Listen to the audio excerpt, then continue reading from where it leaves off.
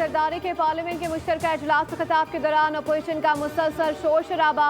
PTI assembly अरकान हाथों में प्ले कार्ड्स उठाकर खड़े हो गए। एहतजाज के दौरान नारेबाजी करते रहे। सदर मुमलिकत ने कहा कि अवाम की उमंगों पर पूरा उतरने के लिए पार्लियामान को अपना भरपूर किरदार अदा करना होगा।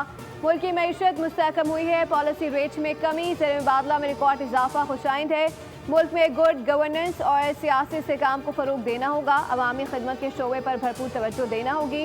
मुल्क को यकजहती और सियासी इस्तेहकाम की ज़रूरत है।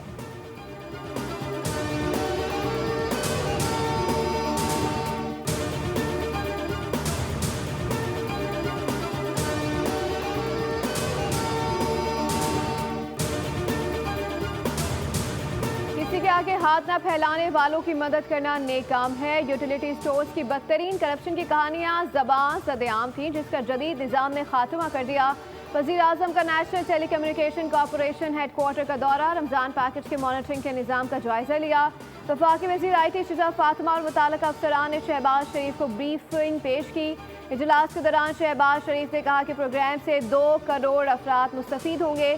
फी खानदान 5,000 रुपये मिलेंगे। 20 अरब की लागत से तैयार इस प्रोग्राम ने करप्शन का खात्मा कर दिया।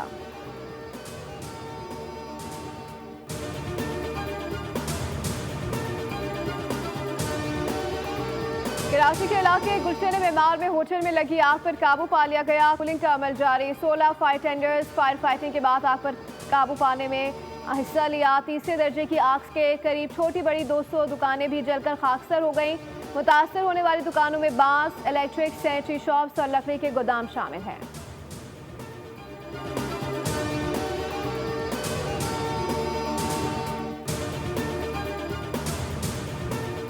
और न वादे वफा हुए, न गिले शिकवे दूर हुए। इत्तेहादी जमातों का इत्तेहाद खतरे में पड़ने लगा। मुख्तसर अरसे में बिलावल भुट्टो आज फिर वज़ीर आज़म के साथ एक और बैठक लगाएंगे।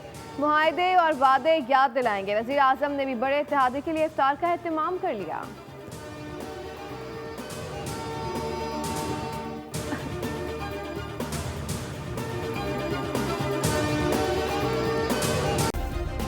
सब्सक्राइब करें और बेल दबाएं ताकि कोई खबर रह न जाए।